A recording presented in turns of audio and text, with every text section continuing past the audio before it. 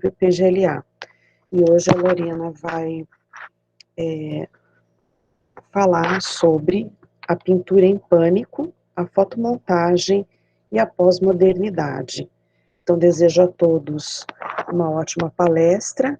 Deixaremos a parte do debate para o final da fala da Lorena. Então, com a palavra, Lorena. Boa tarde a todos. Vou só iniciar aqui a apresentação. E já... Só um minutinho.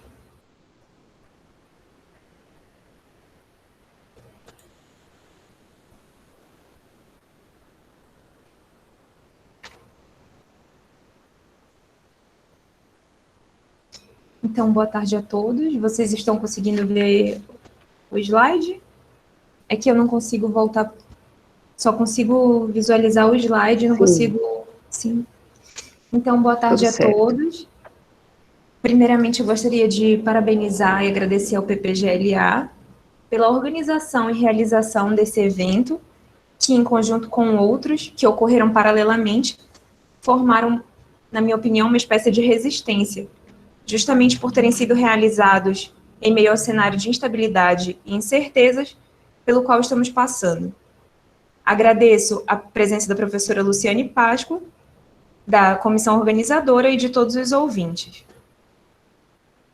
Bem, o título desta palestra é A Pintura em Pânico, a Fotomontagem e a Pós-Modernidade.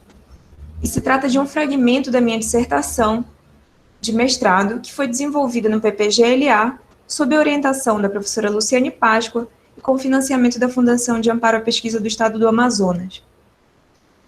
Além disso, cumpre ressaltar também que a formulação desta temática surgiu no decorrer da disciplina Arte e Pós-Modernidade, oferecida pelo professor Márcio Páscoa. Antes de tudo, então, é necessário dizer que A Pintura em Pânico se trata de um livro de fotomontagens que foi publicado em 1943, de autoria do poeta alagoano Jorge de Lima, que viveu durante a primeira metade do século XX. Dito isto, então, eu começarei a leitura da comunicação. Introdução. Segundo Panofsky, o homem distingue-se fundamentalmente dos outros animais por ser capaz de registrar sua existência material intencionalmente através da expressão de lembranças e percepções, ou seja, o registro de si. O humanismo, por sua vez, entendido como atitude, está relacionado à percepção de que a racionalidade e a liberdade são autênticos valores humanos, do mesmo modo que a falibilidade e a fragilidade são as limitações inerentes à vida. Desta premissa, resultam os dois postulados intrínsecos à atitude humanista, que são, justamente, a responsabilidade e a tolerância. As proposições de Panofsky sobre o modo pelo qual se pode investigar e analisar uma obra de arte têm fundamento na referida atitude humanista, e propõe a quem pretenda interpretar uma obra a adoção de uma atitude cautelosa mediante os inevitáveis obstáculos aos quais estão sujeitas as investigações de qualquer espécie de documento. Em vista disso, o método iconológico propõe, através da identificação dos motivos e conceitos de uma obra, a aproximação do contexto no qual ela se insere, possibilitando, assim, a identificação daquilo que Cassirer chamou de valores simbólicos, valores estes que Panofsky classificou como significado intrínseco, e que, justamente, são somente acessíveis através da compreensão de que o mundo dos motivos e das imagens que residem numa obra dizem respeito a determinada cultura e apenas podem ser apreendidos a partir do entendimento do universo fundado pela obra. Deste modo, propõe-se aqui, observando as indicações de Panofsky, uma aproximação que nos foi suscitada justamente a partir do referido método, no sentido de situar o livro de fotomontagens do poeta Jorge de Lima, A Pintura em Pânico, pela técnica e teoria que lhe são inerentes, como análogo à consciência pós-moderna, tal como conceituada pelo filósofo italiano Gianni Vattimo. Em 1943, Jorge de Lima publicou, em uma tiragem de 250 exemplares, um livro contendo 41 fotomontagens acompanhadas por dísticos, sob o título A Pintura em Pânico. Os exemplares foram numerados de 1 a 250 e rubricados pelo poeta. A obra original contém um prefácio, a nota liminar, assinado por Murilo Mendes, que, em tom libertário, alude a pelo menos 2 movimentos da vanguarda europeia. Entre os dias 16 de março e 2 de maio de 2010, ocorreu na Galeria 1 da Caixa Cultural Rio de Janeiro, sob a curadoria de Simone Rodrigues, uma exposição inédita que reproduziu integralmente as fotomontagens de Jorge de Lima, contando, inclusive, com as 11 chapas originais que pertenceram a Mário de Andrade e encontram-se hoje no arquivo pessoal deste, alocado no Instituto de Estudos Brasileiros da Universidade do Estado de São Paulo. É importante mencionar que a reprodução integral das fotomontagens através da exposição realizada pela Caixa Cultural, bem como em catálogo, possibilitou maior aproximação do público com esta, que é uma das grandes produções artísticas do modernismo brasileiro, e ainda um documento de grande importância no contexto da obra de Jorge de Lima. A pintura em pânico e a fotomontagem. Segundo Dow Waits, em seu livro Fotomontagem, a fotomontagem, enquanto técnica, surge ao mesmo tempo que a fotografia, podendo ser entendida, assim, como um dos princípios da fotografia, já que o desenho fotogênico, desenvolvido e aprimorado por Talbot, no século XIX, é, em essência, um processo de fotomontagem. Tal técnica, que consistia na fixação de uma imagem através da sobreposição de objetos sobre uma superfície emulsionada, foi redescoberta e ampliada no século XX através dos experimentos de Man Ray, Christian Schacht e Moholy Nagy. As primeiras manipulações fotográficas, por sua vez, ocorreram como fenômenos acidentais de revelação, que resultavam em impressões de partes de uma imagem em outra, o que acontecia, sobretudo, por conta da lavagem inadequada das placas de colóquio. Tais imprevistos logo passaram a ser experimentados de modo intencional, no intuito de formarem novas composições por meio da impressão de vários negativos em uma mesma chapa. As técnicas utilizadas eram diversas, tais como fotomontagens através de recortes, de superexposição, de sobreimpressão, da repetição do mesmo negativo, da dupla impressão ou da combinação de vários destes processos. As imagens que resultavam destes procedimentos ficaram conhecidas como impressões combinadas, e em meados do século XIX, no contexto europeu, surgiram várias publicações chamadas de divertimentos, que se dedicavam à veiculação de tais composições. Deste modo, a fotomontagem, enquanto técnica, surgiu dentro de um contexto popular e com áreas de entretenimento, onde foi, por isso mesmo, explorada e até bastante divulgada através da publicação em cartazes, panfletos e postais. Entretanto, posteriormente, a técnica de manipulação das imagens fotográficas, tal como se desenvolve no contexto dos movimentos de vanguarda do século XX, esteve ligada a uma tendência muito mais subversiva no campo teórico e, por isso, expandiu aquela proposta experimentalista inaugurada no século XIX. O termo fotomontagem, aliás, surgiu somente após a Primeira Guerra, quando os dadaístas de Berlim e os construtivistas russos buscavam distinguir suas criações que se utilizavam de fragmentos fotográficos da técnica da collage, experimentada pelo cubismo sintético.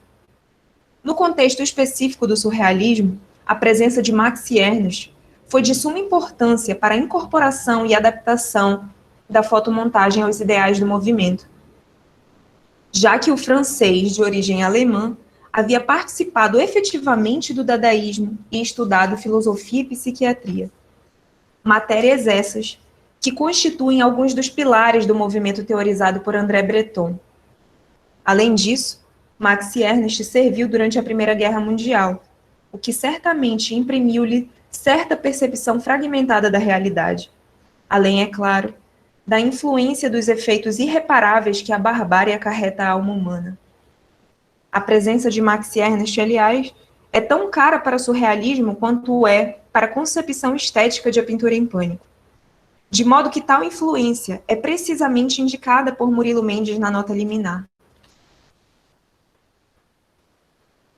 O conselho veio de Rimbaud, desarticular os elementos.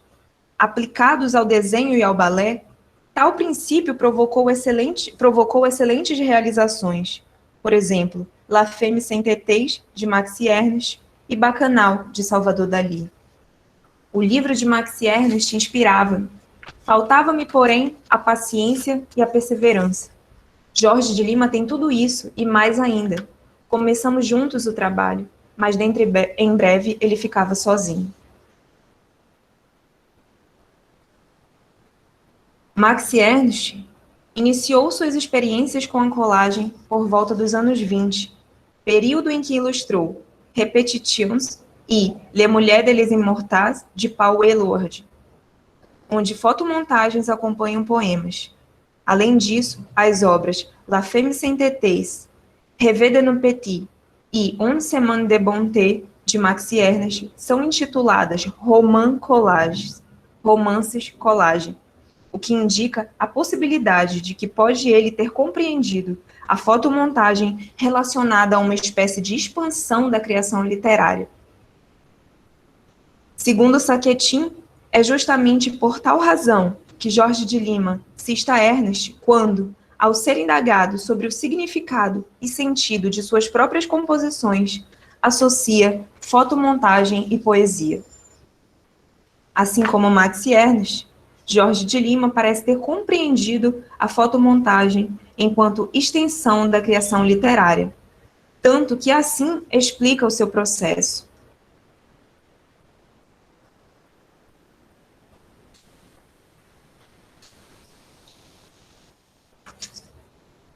Vocês vejam, cada fotografia dessas vale um poema, não vale?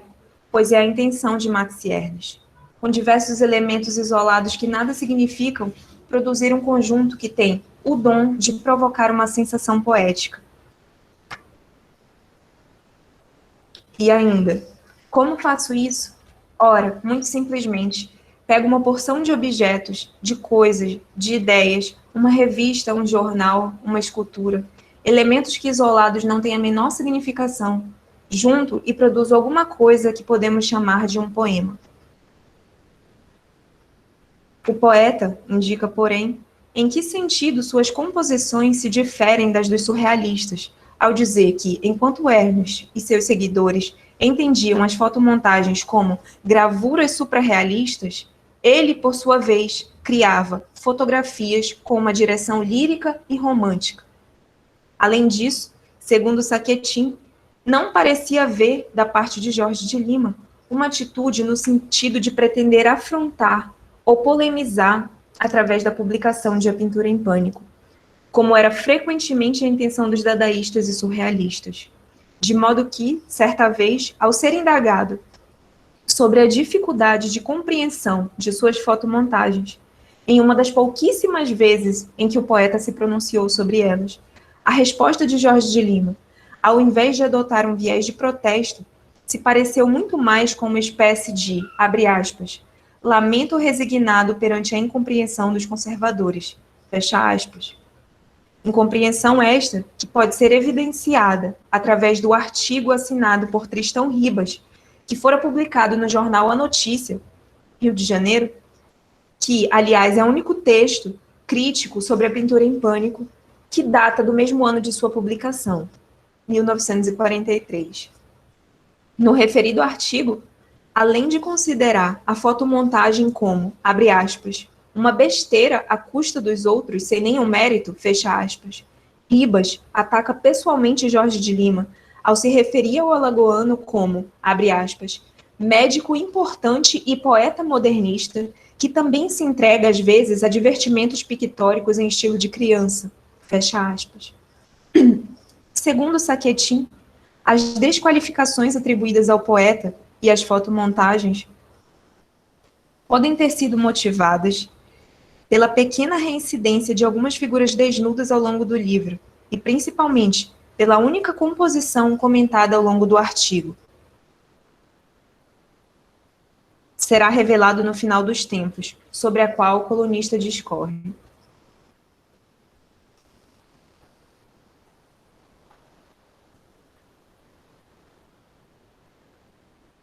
Pessoal, peço desculpa aí, peço só um momento de vocês que eu preciso buscar o carregador do meu computador, só um minuto. Tudo bem?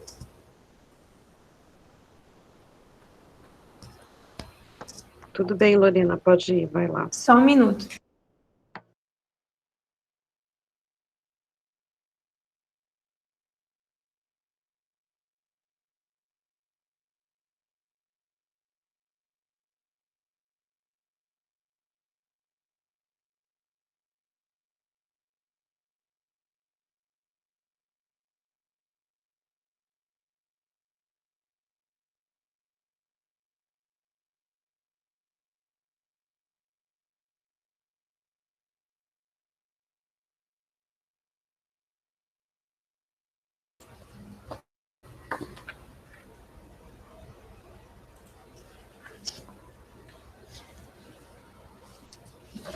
Retornando à apresentação.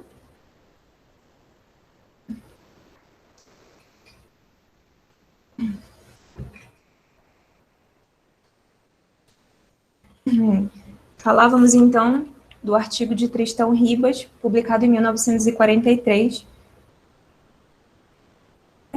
no qual a única fotomontagem comentada pelo crítico será revelado no final dos tempos, sobre a qual o colunista discorre. O que quer dizer, por exemplo, o senhor doutor Jorge de Lima com aquele homem com cara de burguês, grave e sisudo, engolindo um bicho que pelos modos teria sido um carneiro? Terá um símbolo? Não se sabe. O que se vê, entretanto, é que o autor de Tesouro em Punho ajeitou as figuras de maneira a dar ao boneco uma feição bandalheira. O carneiro, de nádegas raspadas à moda de cabeça de alemão, só a força de muito olhar é que é carneiro. À primeira vista, não passa de uma reprodução fidedigna de certo objeto obsceno, muito usado em Pompeia na antiguidade. Estão todos ouvindo, só para confirmar? Tudo bem, pode seguir. Segundo Ana Teresa Fabres, as novas referências visuais e fotográficas do início do século XX foram se inserindo no Brasil através de episódios específicos que, por mais que se tratem de experiências isoladas, contribuíram muito para a revisão dos postulados fotográficos vigentes no Brasil, que àquela altura ainda estariam, abre aspas, atrelados à concepção pictorialista, fecha aspas. As fotomontagens de Jorge de Lima são justamente um desses momentos pontuais em que ocorre uma abertura às novas possibilidades fotográficas, nos colocando em, abre aspas, diálogo com o horizonte tecnológico, fecha aspas. A recepção negativa de A Pintura em Pânico, por Tristão Ribas, situa-se inegavelmente neste contexto particular brasileiro, ainda não ambientado às novas possibilidades fotográficas.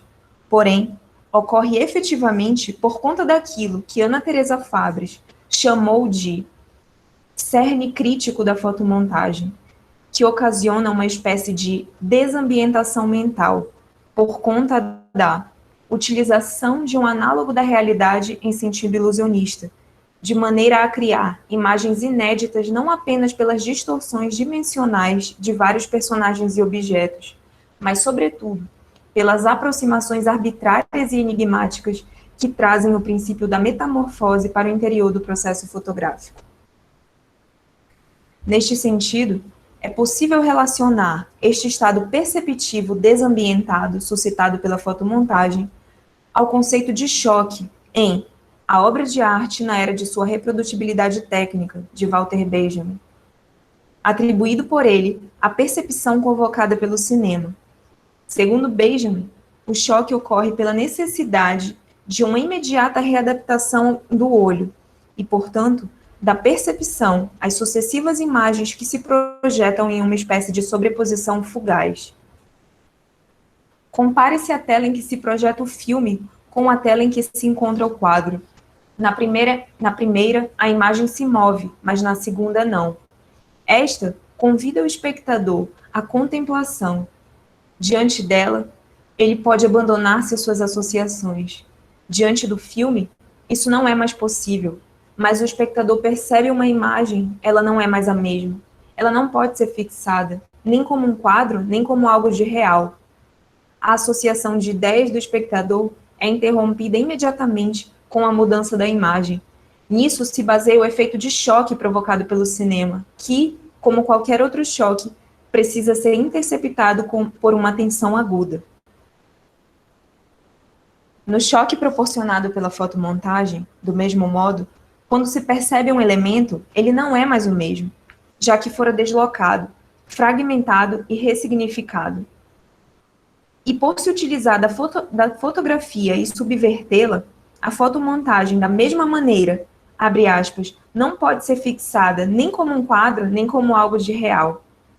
E ainda, num primeiro momento, a associação de ideias é constantemente interrompida em razão da modificação estrutural do elemento em si e da união de fragmentos díspares que, ao serem fundidos, evocam tanto a unidade quanto a fragmentação das partes, tal como ocorre a visão em decorrência da sucessão de frames. Deste modo, o choque provocado pela fotomontagem é semelhante ao proporcionado pelo cinema, pelo fato de, tanto um quanto o outro, derivarem da fotografia, que é, ao menos em gênese, o meio através do qual se pretende a apreensão da realidade.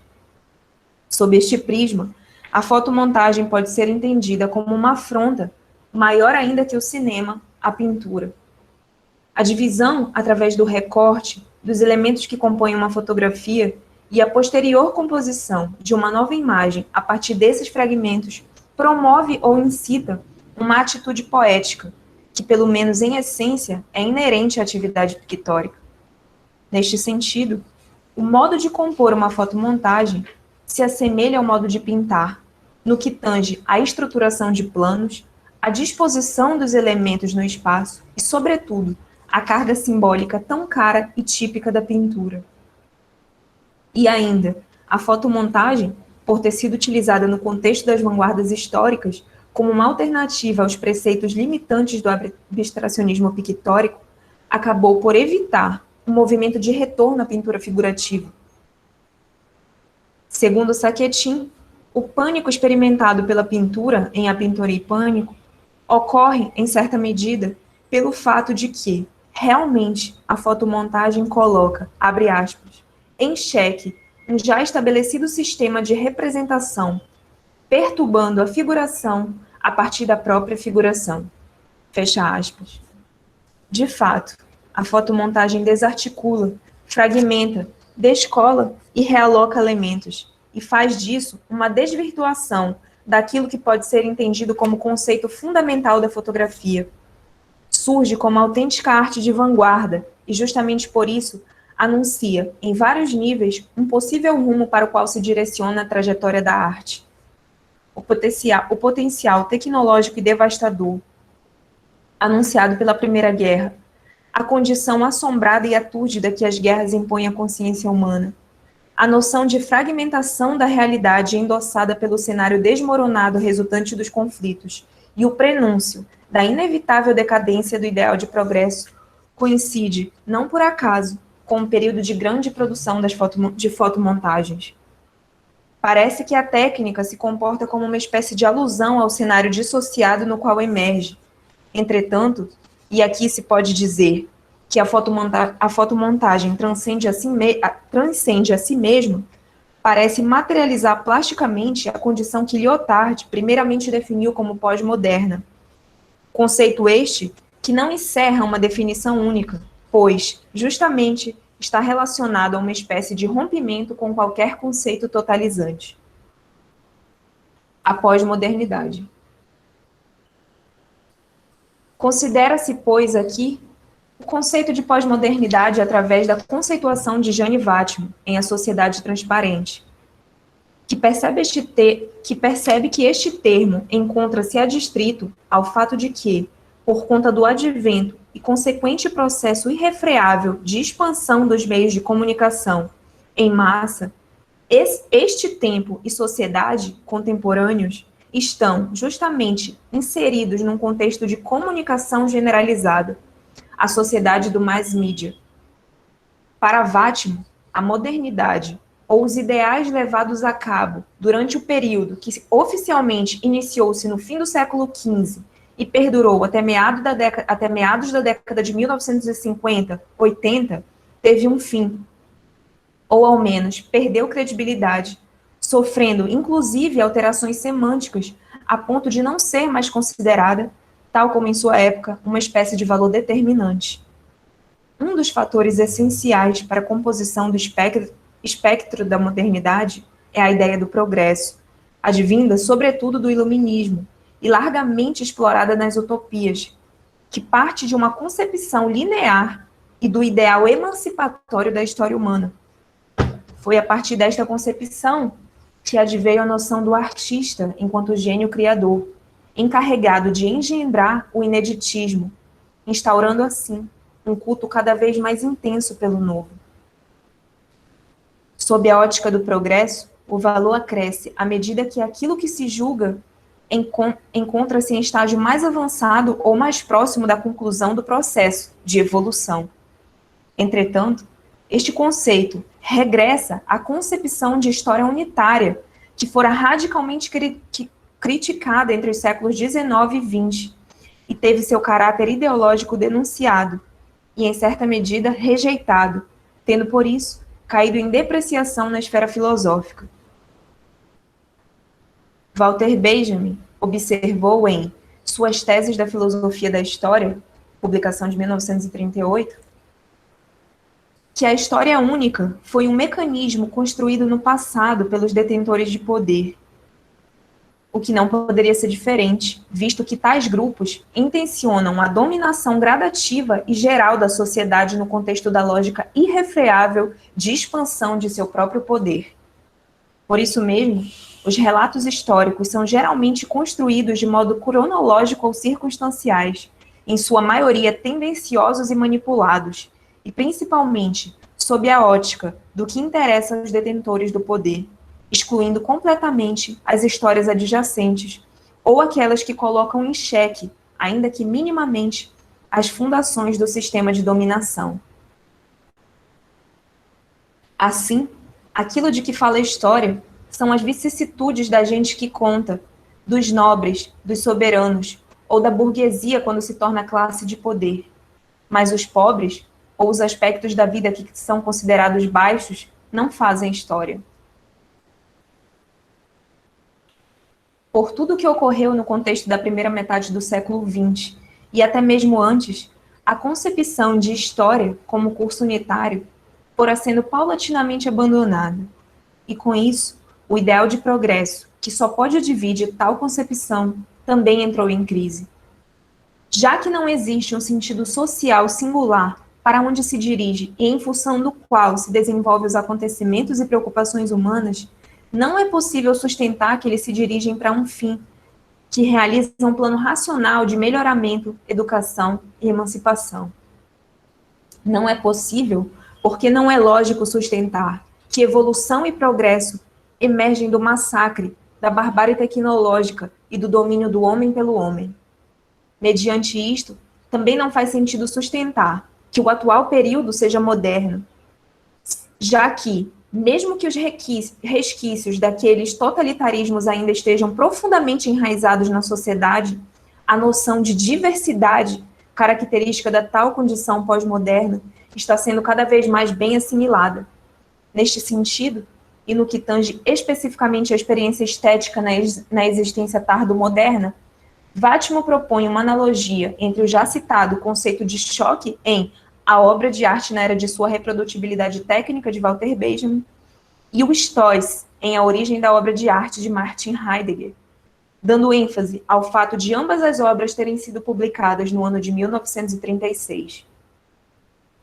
Para Vátimo, o texto de Benjamin tem sua intuição central na noção da modificação do Wesen, ou seja, a essência da arte, e é a partir dele que se fundam as bases da noção de que a arte já não comporta mais, exclusivamente, uma finalidade metafísica, de modo que a recepção estética, tal como fora considerada de Aristóteles a Hegel, não faz mais sentido, ou pelo menos não tem mais condições de ser considerada, como o único modo pelo qual tal fenômeno ocorre e pode ser explicado. Em Heidegger, por exemplo, se desenvolve a noção da arte enquanto realização da verdade, que se constitui a partir do conflito entre a exposição do mundo e a produção da terra, onde o mundo exposto pela obra é o sistema de significados que ela inaugura, de modo que a terra é produzida pela obra quando é apresentada, mostrada como fim obscuro, nunca totalmente consumável em enunciados explícitos, sobre a qual o mundo da obra se radica. O Stoics, que também significa choque, é o efeito do contato entre o observador e uma obra assim produzida. Em Benjamin, como visto, o choque é aplicado particularmente ao cinema. Vátimo aproxima estes dois conceitos no intuito de possibilitar um alcance aos aspectos essenciais da nova essência da arte na sociedade tardo-industrial. Observa o filósofo que uma das proposições de Benjamin relaciona a percepção necessária ao cinema àquela exigida ao pedestre moderno, que ao caminhar pelas ruas é compelido a manter-se em alerta e, portanto, abriga uma sensação de perigo constante, devido à probabilidade de perder a vida em um atropelamento. Também em Heidegger, no Stoics, é possível encontrar a relação entre o choque na arte e a morte, abre aspas, não tanto ou não principalmente com o risco de ser atropelado por um autocarro na rua, mas com a morte como possibilidade constitutiva da existência. Para Heidegger, a obra de arte ocasiona tal impacto pelo fato de constituir-se como existência, abre aspas, ser mais do que não ser, fecha aspas. Vátimo relaciona o conceito de angústia presente em O Ser e o Tempo e o Stoics para indicar que a experiência estética é também uma experiência de desenraizamento e ainda que o contato com a obra de arte é similar ao encontro com uma pessoa cujos ideais não correspondem à visão de mundo que se tem, solicitando uma posição interpretativa do observador. É, antes de mais, nesse sentido, que se deve entender a tese de Heidegger, segundo a qual a obra de arte funda o mundo, dado que se apresenta como uma nova abertura histórico-eventual do ser.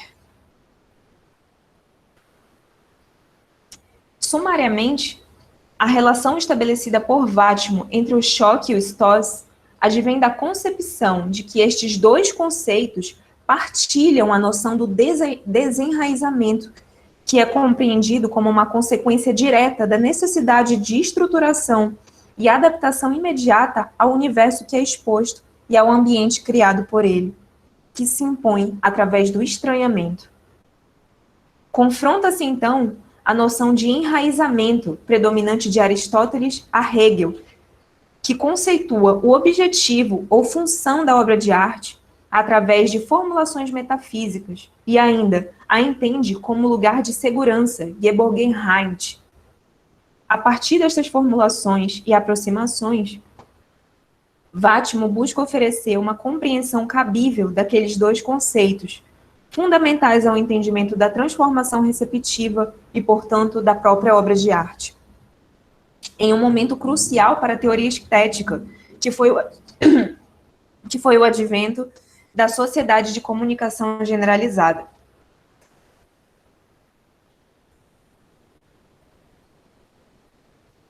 A partir disso, Jane Vátimo propôs a formulação de uma concepção estética que compreenda e se desenvolva a partir da consciência do desenraizamento ou da noção de oscilação, propiciados pelo contato com a obra, entendendo-os como aspecto constitutivo e não provisório da arte.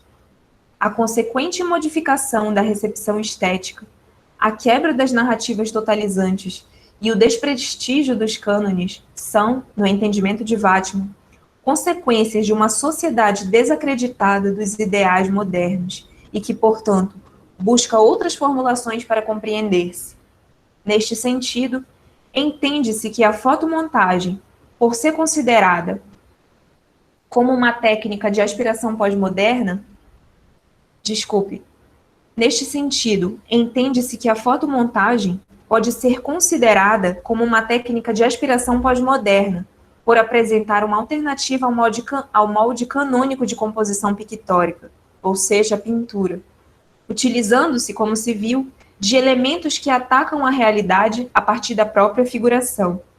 Abre aspas. No fundo, cada fragmento é um desvio, um antídoto para essa totalidade examinada como canônica e suficiente. Fecha aspas, Montejo Navas, 2017.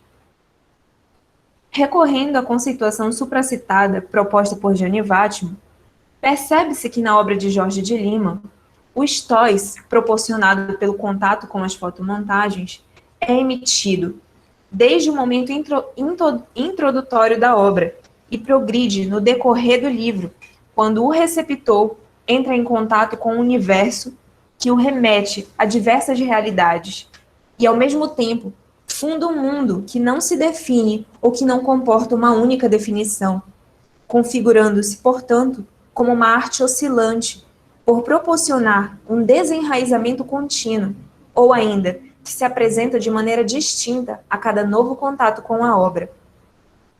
Ao empregar o uso da fotografia e indicar que a pintura estaria em pânico, Jorge de Lima ainda suscita uma outra questão pertinente do surrealismo, que se utilizou dos recursos fotográficos mais do que qualquer outro movimento de vanguarda. Neste sentido, Renaud Assunção, em Fotomontagem e Colagem Poética em Jorge de Lima, observa que o pânico da pintura pode ter sido desencadeado pela simplicidade da técnica da fotomontagem, que, mesmo sendo acessível, não significou que apresentasse inferioridade em relação à pintura, figurativa ou não, em termos de qualidade plástica ou estética. Por este mesmo viés, Ana Teresa Fabres indica que a técnica, ainda que simples, não deixa de apresentar elementos conceituais que permitem vislumbrar o desenvolvimento de uma nova acessibilidade plástica ao alcance de todos. Uma ampliação da experiência da visão, o encontro do estético e do político, uma nova concepção de conhecimento, um novo momento da história da humanidade, na qual o homem talvez possa destruir e construir ao mesmo tempo. Neste sentido, no intuito de transpor os elementos conceituais supracitados, observando as indicações de Panofsky, faz-se oportuno observar brevemente algumas especificidades de pelo menos uma das fotomontagens que integram a pintura em pânico, já que a observação de outras mais se faz inviável no tempo de uma só palestra. Sendo assim, observaremos a fotomontagem que inaugura o conjunto, por ser justamente a primeira e, portanto, se constituir inevitavelmente como uma espécie de gênese, operando deste modo como parâmetro ao entendimento de quem percorre ou busca uma interpretação do livro como um todo, já que, como diria Heidegger, a origem de algo é a proveniência de sua essência. Um eventual agrupamento das impressões. Na verdade, esse é o título que eu dei para essa sessão, que é onde ocorre um agrupamento de todas as impressões teóricas supracitadas, citadas anteriormente, e no caso aqui ocorre um agrupamento dessas impressões teóricas para que então ocorra a interpretação da fotomontagem. A primeira fotomontagem de A Pintura em Pânico é composta em primeiro plano por 3 figuras que, à primeira vista, parecem não ter qualquer relação entre si, sobre um plano de fundo também enigmático, sendo ainda possível observar uma espécie de moldura lateral, sobre a qual ocorre a sobreposição de uma pequena parte dos 2 elementos. A figura feminina, com o olhar voltado para o centro da composição, parece observar os outros dois elementos, um ovo, que reúne características mecânicas e biológicas, e uma espécie de composto de células que se assemelha a uma criatura marinha zoófita. Tal composição vem acompanhada, muito simbolicamente, da seguinte citação: Então ele nasceu de um trombone, e o trombone o alimentou por 13 meses. Depois ele foi desmamado e colocado na areia, sozinho com o camelo. Então ele nasceu de uma mulher, e ficou muito surpreso, e refletiu sobre seu peito. Ele chupava, cuspia, não sabia mais o que. Henri Michaud.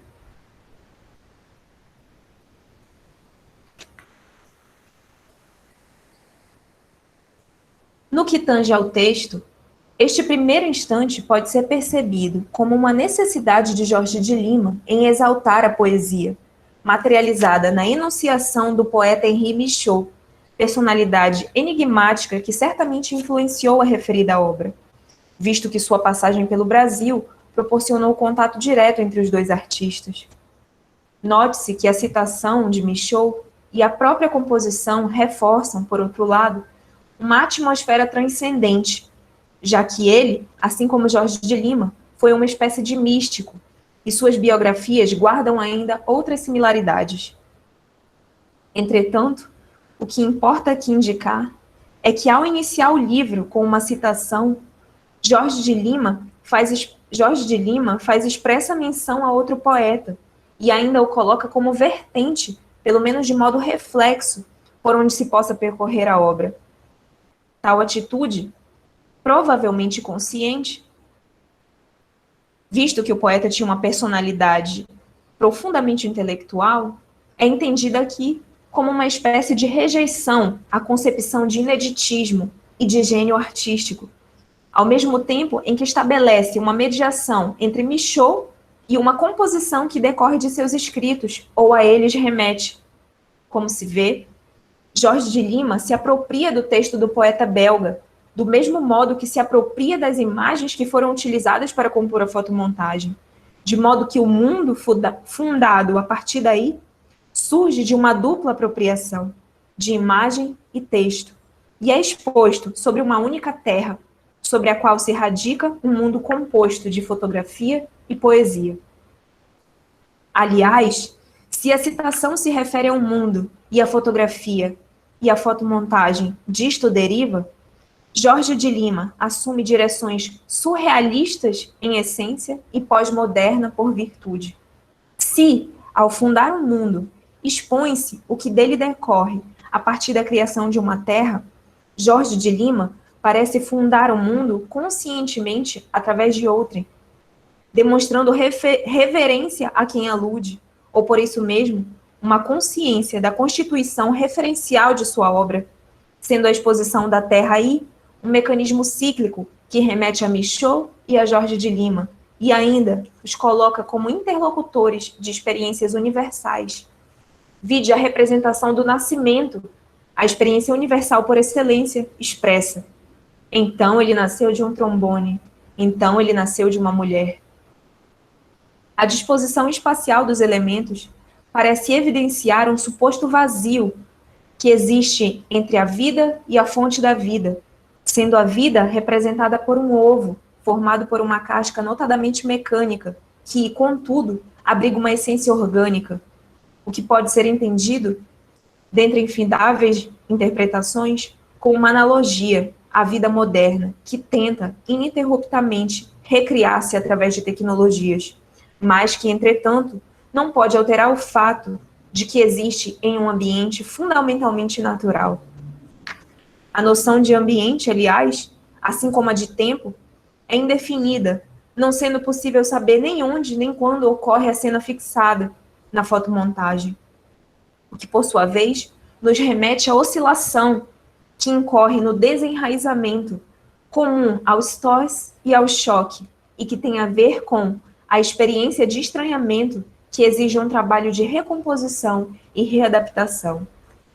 Justamente, a todo tempo, as fotomontagens parecem convocar uma readaptação do olho e a recomposição do sentido, e, igualmente, a readaptação do sentido e a recomposição perceptiva, funcionando assim como uma projeção, um revide que se lança sobre quem a recepciona, eliminando a possibilidade de funcionar como um lugar de segurança. É possível, portanto, experimentar uma sensação suscitada pela disposição e tensão dos elementos, emergida do interior da própria fotomontagem, que se constitui como uma espécie de estranhamento duplicado, que produz uma oscilação perceptiva. Com efeito, a pintura em pânico não parece proporcionar um enraizamento, ou provocar em quem a recepciona uma sensação de estabilidade, caracterizando-se assim como uma obra da qual é plenamente possível se dizer que convoca uma experiência estética que desemboca da condição tardomoderna, onde a única permanência é a mutabilidade do sentido. A obra revela a si mesma, ainda pela técnica que lhe é inerente à fotomontagem, como um agrupamento de visões de mundo que se constitui de inúmeras possibilidades, sem prejuízo do conteúdo fundamental das mesmas, demonstrando, através da composição material, uma abstração teórica, ou seja, a da consciência que perpassou os ideais modernos e se constitui a partir da experimentação de realidades diversas, que, ao serem justapostas, compõem um todo híbrido.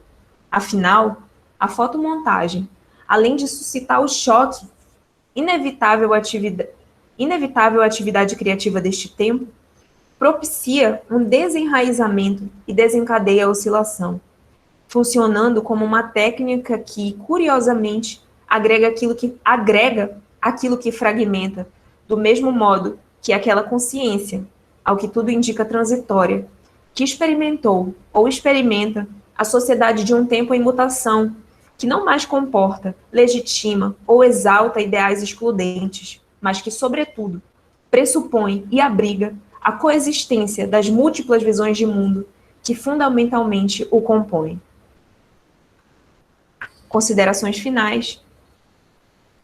Isto posto, é necessário esclarecer que as convergências indicadas na presente comunicação decorreram de uma possibilidade percebida no decorrer de uma pesquisa maior, que investigou, através do método iconológico, a obra A Pintura em Pânico. Foi proposta, portanto, uma aproximação entre a técnica da fotomontagem e o conceito de pós-modernidade em Jane Vattimo, para quem o choque, por ele conceituado através do Stoss, de Heidegger, e o choque de Benjamin, e o desenraizamento, que ocorre pelo fato de que a arte não proporciona mais um lugar de segurança para quem com ela se depara, levam inevitavelmente ao processo oscilatório, que, por sua vez, é uma condição particular da arte na pós-modernidade. Observou-se, assim, que a técnica da fotomontagem parece ter ultrapassado o período no qual emergiu, no sentido de ser uma técnica que parece materializar a consciência pós-moderna, constituída principalmente da noção de que as diversas visões de mundo que compõem um ambiente são, justamente, a substância daquilo que se entende por sociedade e que, portanto, não se afigura lógico sustentar que uma única idealização seja o parâmetro em torno do qual todos os integrantes de um determinado contexto sejam obrigados a se movimentar. Deste modo, entende-se que a consciência pós-moderna, que resultou do desmoronamento da sociedade moderna, se constitui como uma possibilidade de reconstrução a partir do próprio estilhaço, tal como a fotomontagem, que, por sua vez, é uma técnica que busca, primeiramente, desarticular elementos para então compor através do fragmento. Por fim, compreende-se a pintura em pânico, que é, sem dúvidas, uma obra bastante singular do contexto do modernismo brasileiro, do fim da década de 30 e início da década de 40, como uma obra que transcendeu a sua época, sem prejuízo dos valores simbólicos, por se utilizar de uma técnica que, ainda que surgida no século XIX e reformulada no contexto das vanguardas, faz analogia à consciência pós-moderna, por indicar, tal como, a título de exemplo, em sua composição inicial, muito simbolicamente, um despojamento de parâmetros substancialmente modernos e pelo inevitável choque e a consequente oscilação perceptiva que as fotomontagens que a integram ocasionam a quem as recepciona, o que sugere que esta obra seminal de Jorge de Lima possa estar situada na fonte da poética da pós-modernidade no contexto da arte brasileira. Apresento as referências, encerro aqui a apresentação, passo a palavra à professora Luciane. Agradeço a atenção de todos.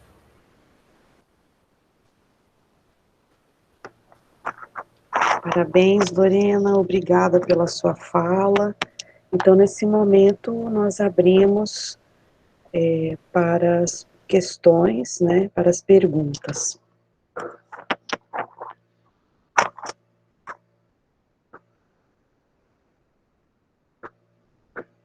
Não fiquem tímidos.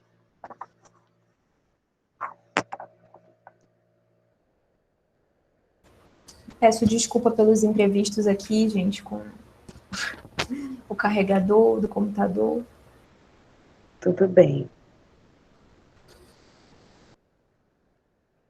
Vamos aguardar um pouquinho, ver se chegam perguntas, senão eu vou começar, tá bom? Fazendo algumas considerações, mas vamos esperar. Deixa eu só ver aqui o chat. Ok, para já as parabenizações, né, da Vanessa Loyola, da comissão. Então, Lorena, eu vou começar e quem sabe outras pessoas se encorajam, né? Você menciona sobre o choque entre a modernidade e a pós-modernidade, né, sobre a recepção dessas fotomontagens. Houve um momento de uma recepção negativa, né, em ter visto esse cerne crítico da fotomontagem, e de ser também uma técnica, eu acho que inicialmente usada, né, nós não temos registros de outros artistas utilizando essa técnica, sobretudo um artista que também é poeta, né, é um poeta que, enfim, ele é artista visual, é poeta, talvez nem tanto respeitado quanto como artista visual naquele momento, mas que deixou aí uma obra muito instigante, né, conceituada dentro do surrealismo, certo? E o surrealismo, ele já poderia estar prenunciando essas relações com o pós-modernismo. Então, eu gostaria que você colocasse um pouco essas diferenças para a gente, do que você notou, né, sobre o que é um paradigma do modernismo e como o Jorge de Lima quebra com esse paradigma modernista, né, essa terceira fase do modernismo, com a sua incursão pelo surrealismo e, e com o choque, né, produzido a partir daí.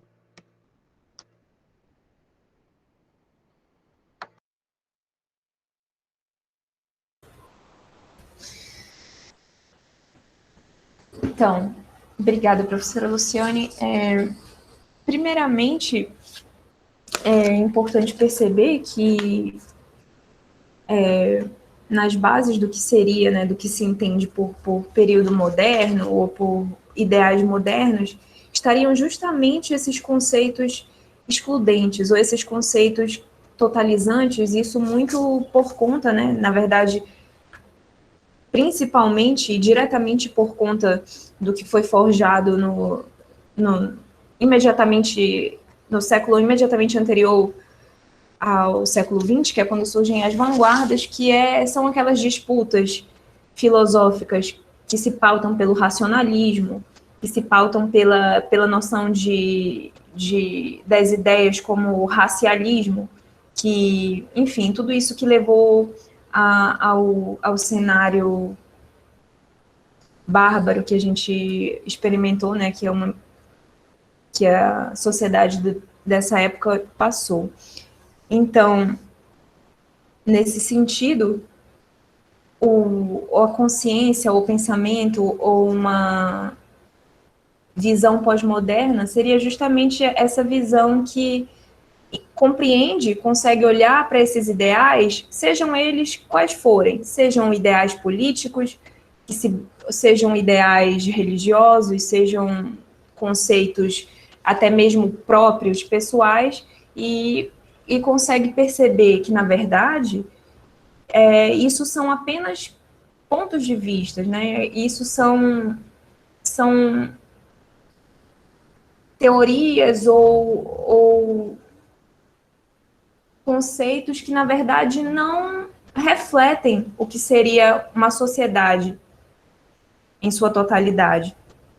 Então, a grande diferença mesmo seria essa relação dos conceitos estarem, digamos, pulverizados, né? Os conceitos se dissolvem, se estilhaçam, para que então ocorra realmente essa convivência, ou seja, a visão pós-moderna, ou aquele que se entende como, digamos, um sujeito pós-moderno, ou a consciência pós-moderna da qual fala o Vatimo, é justamente essa que se compõe, não mais de uma só narrativa, mas que percebe, através de várias narrativas, algo que pode servir a si.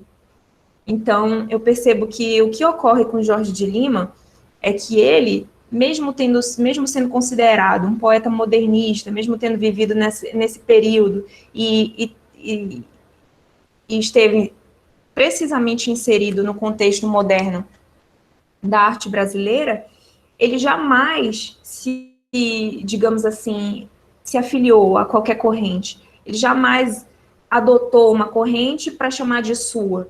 Ou ele jamais se viu como um poeta ou neoparnasiano ou simbolista. Ele sempre se viu como, pelo que eu vi através da minha pesquisa, ele sempre se viu mesmo como um poeta e como um artista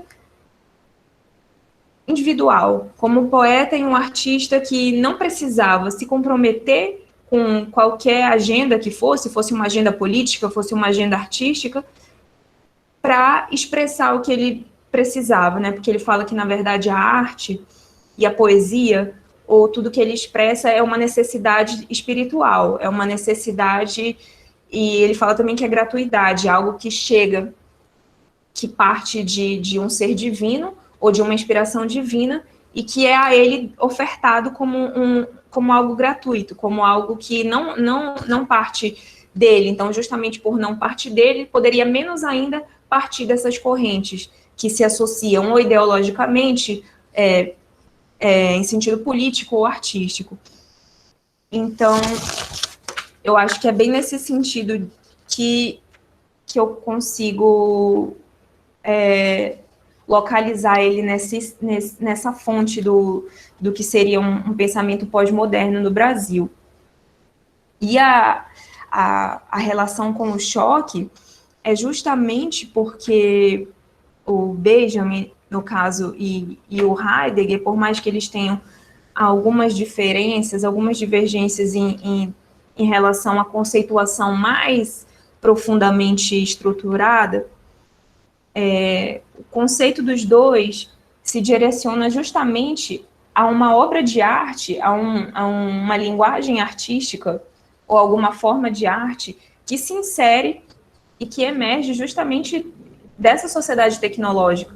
Ou seja, com a grande expansão, né, industrial e o que ocorre, a tecnologia, a guerra agora pautada pela tecnologia e tudo que é subsidiado, né, enfim, por todos esses regimes e totalitários que a gente viu aí no início do século XX, ela não tem mais como ser considerada um lugar de segurança. Então, o Vatimo consegue aproximar os dois conceitos, tanto do choque do Benjamin, que se refere diretamente ao cinema, e o Stoics do Heidegger, que se refere justamente à percepção do sujeito moderno perante a todas essas novas tecnologias, porque, né, vejamos, nesse período que ele escreve, em 1936, as duas obras são de 1936, não era uma coisa comum como é para nós hoje em dia, os carros pelas ruas. Já era uma coisa comum, sim, mas ainda era algo muito recente para eles. Então, enquanto o Benjamin fala sobre esse choque da arte e o Heidegger fala sobre esses tóis da própria visão e da percepção do pedestre na rua, o Vatimo vai aproximar isso para dizer que justamente a obra de arte e a percepção de uma obra de arte emergida nesse contexto, ela pressupõe essencialmente esse estranhamento, ela pressupõe esse choque, essa sensação de que você não se sente mais seguro ou não se sente mais... a obra de arte não proporciona mais aquilo que seria uma espécie de contemplação divinatória, no caso, né, porque ele fala de Aristóteles e chega até Hegel, então seria isso. A obra de arte, quando o sujeito se depara, ela não te deixa mais nesse lugar de tranquilidade ou de percepção de que aqueles ideais que estão ali naquela obra representados se comunicam diretamente com a tua própria visão de mundo, né, com a própria visão de mundo de quem se depara com a obra. E justamente a fotomontagem, e principalmente, né, essa obra de Jorge de Lima, não é uma obra que proporciona essa segurança. É uma obra que proporciona justamente esse estranhamento, essa oscilação perceptiva. Você percebe uma fotomontagem e a próxima fotomontagem já traz um universo totalmente diferente do que a anterior. E, de alguma forma, elas se ligam e elas trazem algo que seria essa tentativa de perceber uma realidade, porque se utiliza da fotografia, porque se utiliza de figuras, de elementos figurativos. Acho que seria mais ou menos isso, professor. Acho que eu talvez tenha me perdido um pouco. Não, estou satisfeita, Lorena, é isso mesmo, né? Na verdade, essas obras, elas trazem mais inquietação do que respostas, né? Tendo em vista o momento em que elas são produzidas, não é? Eu vou passar, então, aqui para as outras perguntas, né? Tem aqui algumas pessoas que dão os parabéns no chat. A comissão organizadora pergunta: gostaria de saber um pouco sobre como todas essas reflexões te ajudaram a constituir seu projeto artístico de fotomontagens. Suas produções aconteceram naturalmente ou elas se coligam apenas a seu tema de pesquisa? Então, precisamente a minha relação com essa obra do Jorge de Lima, né, como é comum acontecer numa pesquisa de mestrado, durante o processo de dissertação, foi um envolvimento do qual eu posso dizer que, em determinados momentos, até me perdia no que eram meus pensamentos e no que eram pensamentos do poeta. E isso, inevitavelmente, influenciou a feitura das minhas fotomontagens, do produto artístico que acompanha a minha dissertação. Então, sim, todas essas reflexões ajudaram muito a constituir, foram a base, né, do meu produto artístico, porque foram justamente através das aulas, das disciplinas eletivas e obrigatórias do programa, que me vieram o que seria a inspiração. Então, ali no momento da aula, as discussões levantadas pelos colegas ou suscitadas pelos professores, as próprias leituras obrigatórias das disciplinas, me levaram a essas inspirações. Até porque eu sou da área de artes visuais, né, assim como a professora Luciane, e também tem uma produção artística, e isso acaba sendo, as impressões teóricas, conceituais, acabam sendo materializadas no meu processo, assim, visualmente. Então, são sempre impressões que me causam alguma percepção visual, e isso, na verdade, está diretamente ligado ao meu produto artístico. Peraí, deixa eu só terminar de ver aqui a pergunta. E as produções, sim, ocorreram naturalmente, justamente desse modo, através das discussões e através das leituras. E em determinado momento, assim como é aquele momento que você para a leitura, aquele momento que você dá uma pausa na leitura e as ideias estão fervilhando, e naquele momento eu sempre acabava passando essas ideias para as fotomontagens. É claro que quando chegam na produção, já chegam com as minhas impressões, enfim, com a minha visão de mundo, mas sim, primordialmente são impressões do próprio processo de pesquisa. Não, elas não se coligam apenas com o meu tema de pesquisa, justamente porque é uma produção artística e justamente está carregada de tudo que diz respeito a mim e as minhas leituras e a minha visão de mundo. Acho que seria isso.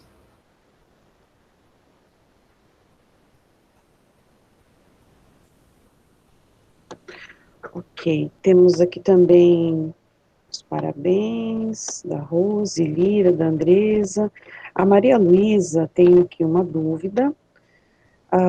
Eu tenho uma dúvida meio ingênua. Essas colagens eram feitas originalmente com cores, ou poderiam ter sido? Existia a possibilidade de serem coloridas? Digo, as impressões coloridas eram abundantes para os recortes? Se sim, você acredita que o preto e branco foi uma opção conceitual do autor ou parte do que ele gostaria de exprimir?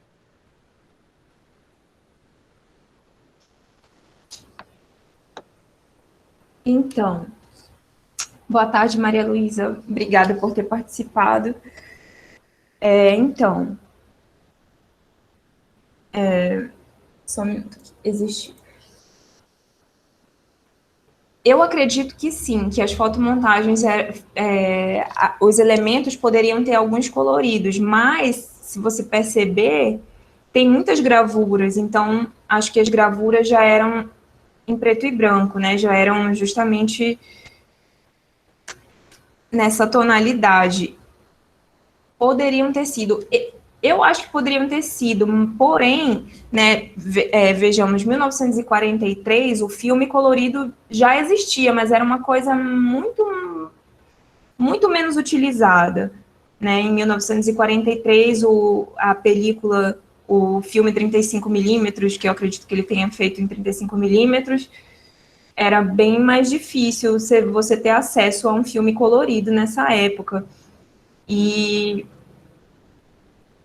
as impressões coloridas, eu acho que existiria, sim, a possibilidade de ser colorida, mas eu acredito que Jorge de Lima, ele tinha a principal intenção de fazer uma releitura das obras do Max Ernst.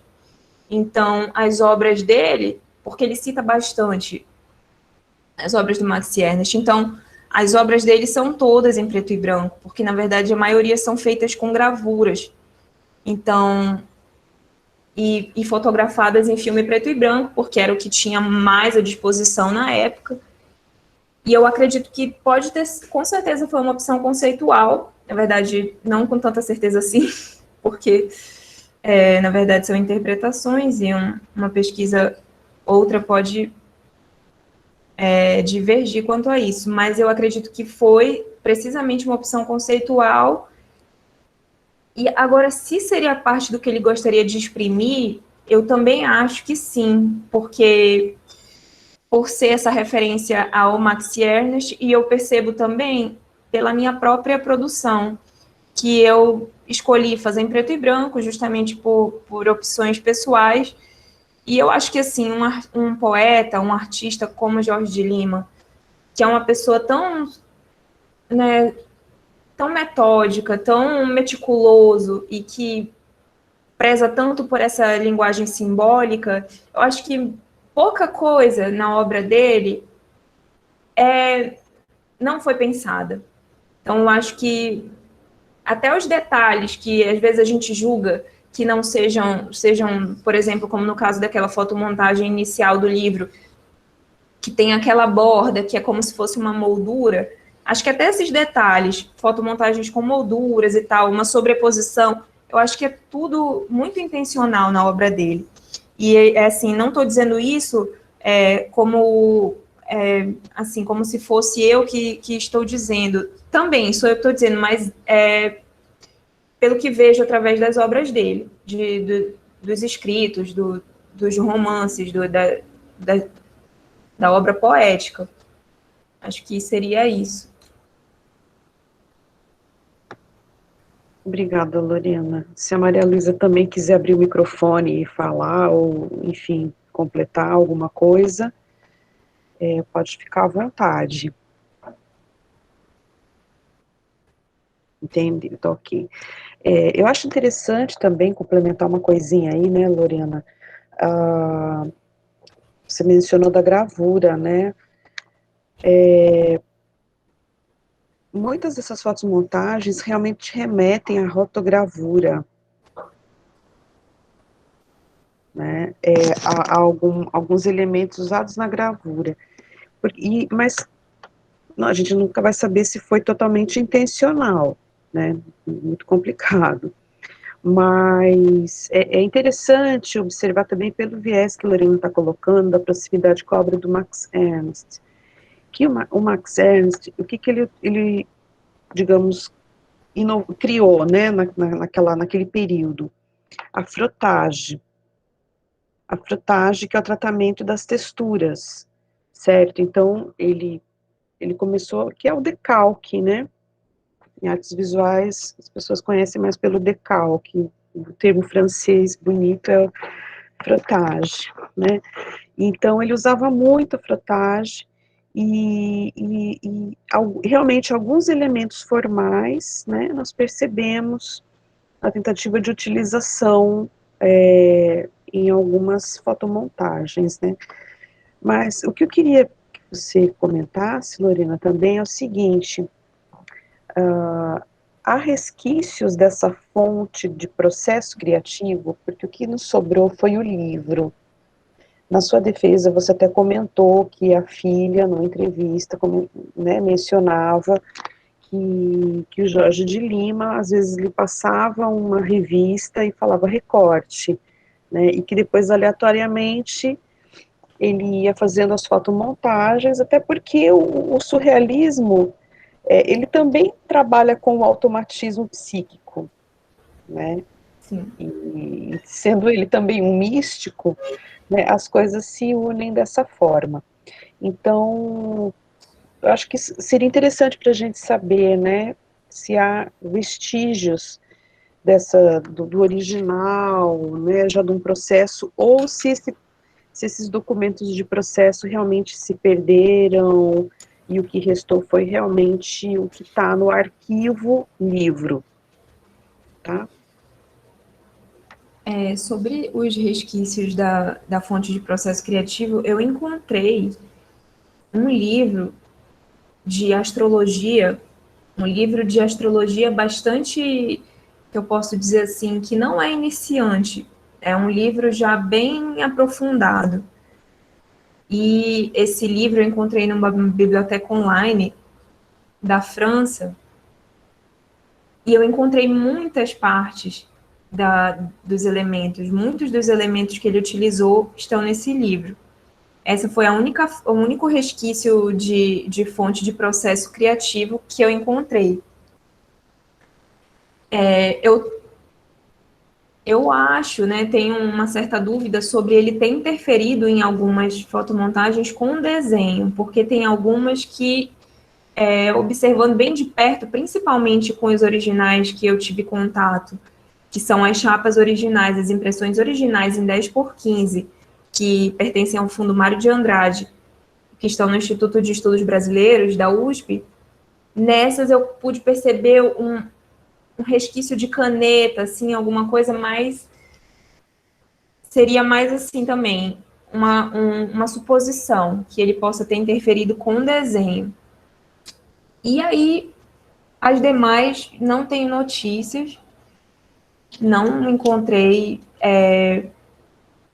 nenhuma pesquisa, nenhum sobre...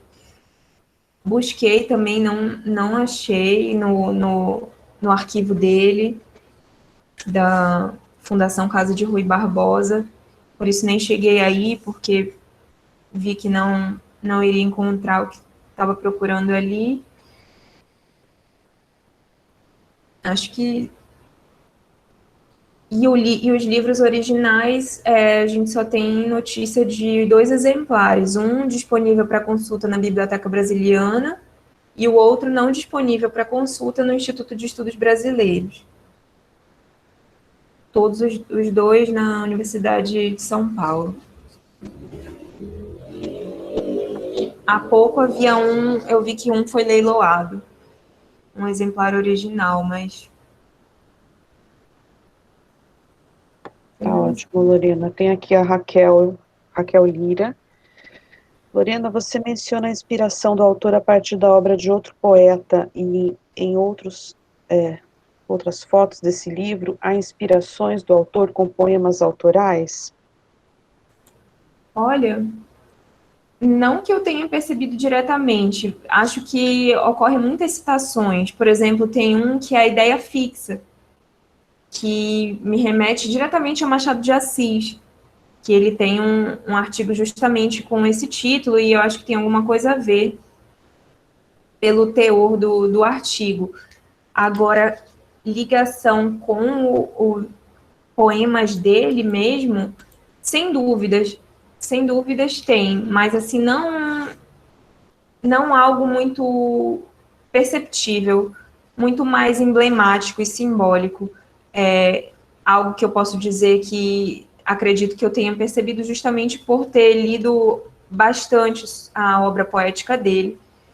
Então, não parece ser algo que, digamos, um leitor não familiarizado com a obra e com o mundo do Jorge de Lima consiga perceber essas influências ou referências das próprias obras dele.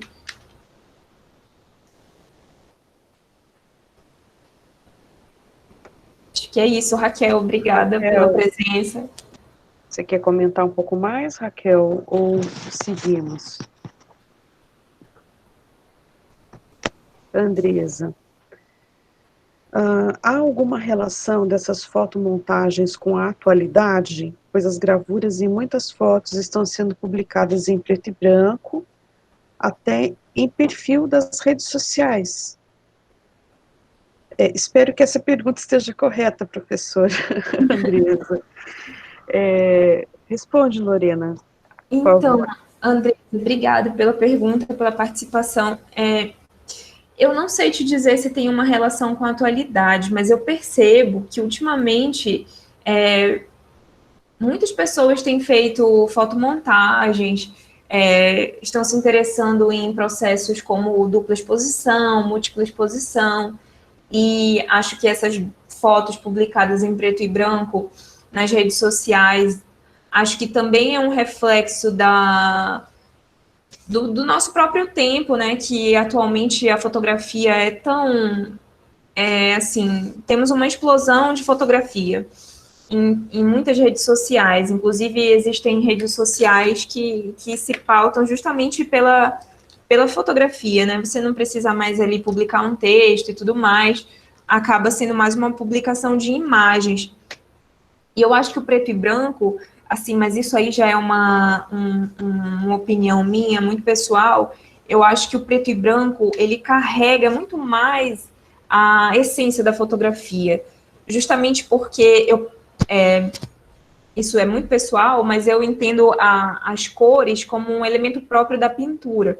Mas aí, então, estamos falando da fotografia enquanto finalidade artística, e até mesmo como finalidade memorialística, eu acredito que o preto e branco ele resguarda muito mais o que seria essencial, justamente porque as cores, a cor, na verdade, é um elemento, né? Então, acaba sendo, na minha visão, algo que carrega a imagem e demanda uma composição ainda muito mais elaborada, de modo que o preto e branco, por te fazer perceber muito mais a disposição espacial dos elementos, ou até mesmo perceber o que seria aquilo que se pode chamar de essência que reside na imagem, te deixa um pouco mais te dá um pouco menos de trabalho para perceber isso. Mas não que isso seja ruim, mas que isso eu acredito que atinja muito mais, que consiga atingir muito mais diretamente quem se depara com a imagem. Obrigada, Andresa. Obrigada, Andresa, pela sua pergunta. Também só comentando um pouquinho, a técnica da fotomontagem, ela se popularizou realmente, né? E hoje em dia, com esses softwares, né, tem cada software, meu Deus, né, que envelhece, rejuvenesce, enfim, né, é um pandemônio.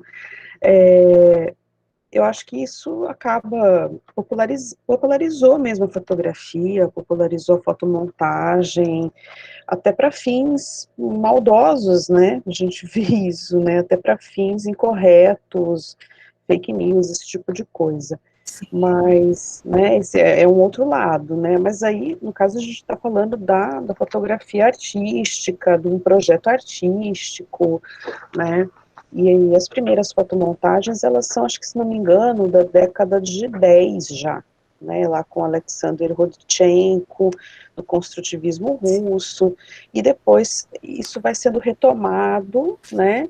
E era num processo basicamente mecânico. Hoje nós vivemos numa era digital, né? Nós somos, nem todos nós nascemos na era digital, mas já estamos nos tornando digitais, né? E agora, por exemplo, estamos obrigados a estar mergulhados nesse universo digital por uma questão de prevenção, de sobrevivência, né? Tudo mais, né? Não sei como é que nós vamos sair disso, né, psicologicamente, espero que tudo dê certo. Mas acho que tem relação com isso também, né, Lorena, com esse Sim, processo da apropriação da imagem, né, a certeza. fotografia no próprio, ainda no século XIX, quando ela foi inventada e começou a se desenvolver, né, foram inúmeras técnicas, né, a gente vai observar, são inúmeros processos, mesmo que manuais, processos químicos, processos de experimentação, né, depois também começou a surgir manuais de fotografia, né, Sim, com a Kodak, né, que já é do século XIX, manuais, e várias pessoas começaram a se enveredar pela área da fotografia, né, e havia aquela disputa, né, fotografia-pintura, né, por exemplo, que a pintura era considerada, por exemplo, o Charles Baudelaire era de uma linha que considerava a pintura algo mais espiritual e a fotografia algo mecânico, né, já o viés ali adotado pelos impressionistas já aceitava a fotografia como um procedimento artístico, uma escolha artística independente da sua ferramenta. Então esses processos foram eu não digo evoluindo, mas foram se modificando, né, no decorrer das décadas, e hoje, né, eles estão aí disponíveis, né, para uso. Maria Luísa pergunta, eu acabo sentindo mais inquietação com o preto e branco, entendo como mais instigante, por isso perguntei se fazia parte da expressão dele, a intenção de inquietar mais. A Andresa agradece. Aí Maria Luz pergunta também, a sua produção foi feita digitalmente, Lorena? Lorena, pode falar. sim, a minha produção foi feita digitalmente. Sempre muitas fotografias de minha autoria, recortes de obras de arte, mas todas foram feitas no Photoshop, Adobe Photoshop, e não tem nenhuma feita manualmente. Pelo menos não que integre o livro. Tenho outras feitas através de colagem e tudo mais, mas não que integrem o livro.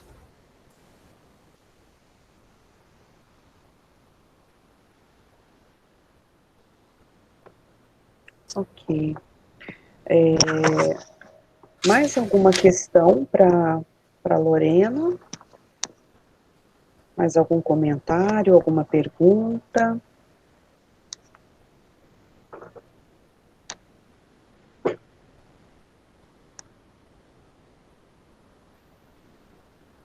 Vamos fechar falando um pouquinho das tuas impressões sobre a poesia desse livro, pode ser? Uma síntese, só fechando um pouquinho sobre as tuas impressões.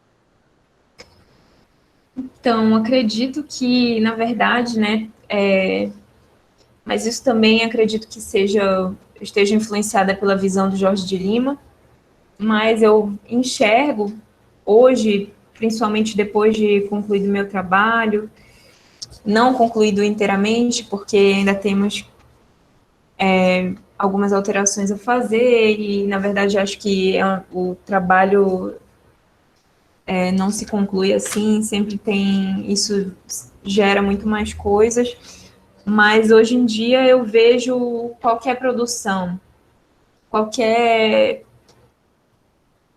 do Jorge de Lima como poesia.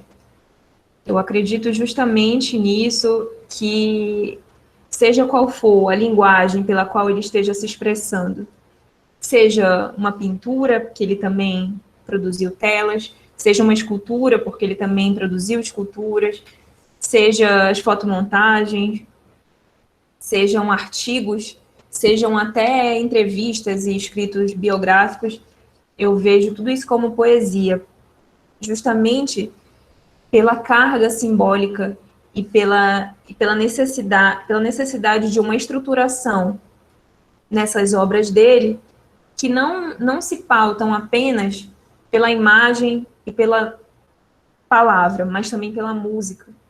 Então, Jorge de Lima ele tem uma afinidade e ele preza muito pela questão musical.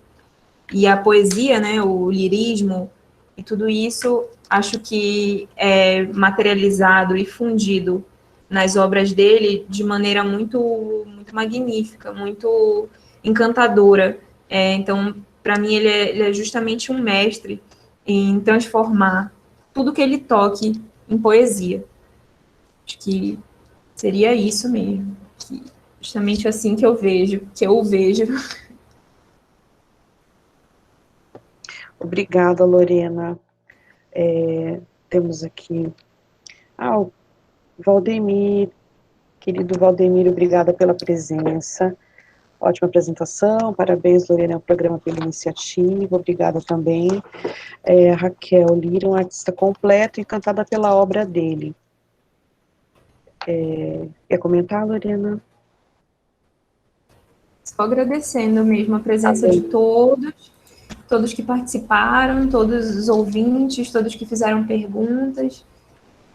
Professora Luciane, me ajudar mais essa vez aqui.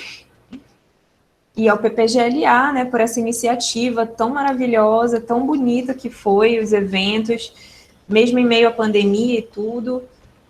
A comissão organizadora, como sempre, todo o apoio e suporte.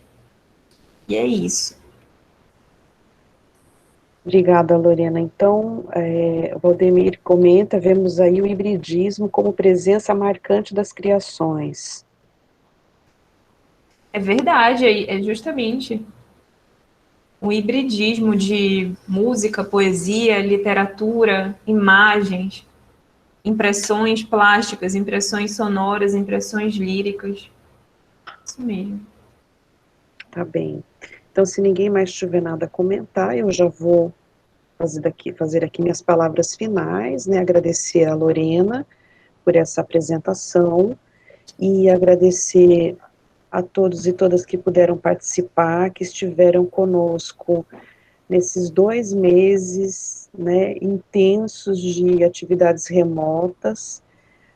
Nós vamos encerrar hoje esses eventos temporariamente, porque as nossas aulas estão sendo retomadas também remotamente, né, e isso tudo é um universo novo, né, para todos nós, estamos tendo que nos adaptar nesse sentido, e mais adiante pretendemos fazer algumas coisas também, e divulgaremos, né, nas nossas redes sociais. Sim, o Valdemir pergunta sobre o texto da apresentação. Bom, Lorena, ele pergunta se o texto da apresentação está disponível para leitura. Ele daqui a um tempo vai estar, porque vai ser publicado por uma revista, uma publicação minha e da professora Luciane, e o texto da apresentação é uma parte desse nosso texto que será publicado na revista da pesquisa, da UDESC, e aí posso enviar o link no grupo. Tá ótimo, tá ótimo. E a Lorena também, ela defendeu semana passada, vai fazer o processo das correções, e mais adiante, se alguém tiver interesse também, assim que ela depositar, né, o volume final, isso estará no nosso repositório, né, para consulta de todos vocês, né. Então, voltando aos meus agradecimentos, né, quero agradecer aqui de coração a comissão organizadora, né, que nos deu todo o suporte. Vejam só, nós não temos recursos para esses, né, ninguém contratou uma empresa para facilitar a nossa vida, né, nós fizemos com os nossos recursos pessoais, cada um de sua casa, com a sua conexão, né, e tentamos fazer alguma coisa juntos, certo? Então, pode não ter sido perfeito, né, como seria num canal do YouTube, sei lá, mas eu acho que foi bastante enriquecedor, né, para todos que puderam participar, e eu acho que a comissão organizadora se desdobrou, né, para dar o suporte para todos nós, né, para os docentes, para os discentes, para os convidados externos, e fica aqui o meu mais profundo agradecimento, né, e também, se a Mariana, quiser também informar alguma coisa, já estamos preparando, né, alguns certificados já estão prontos, e eles serão enviados em breve. Não sei se a Mariana quer comentar mais alguma coisa sobre isso também.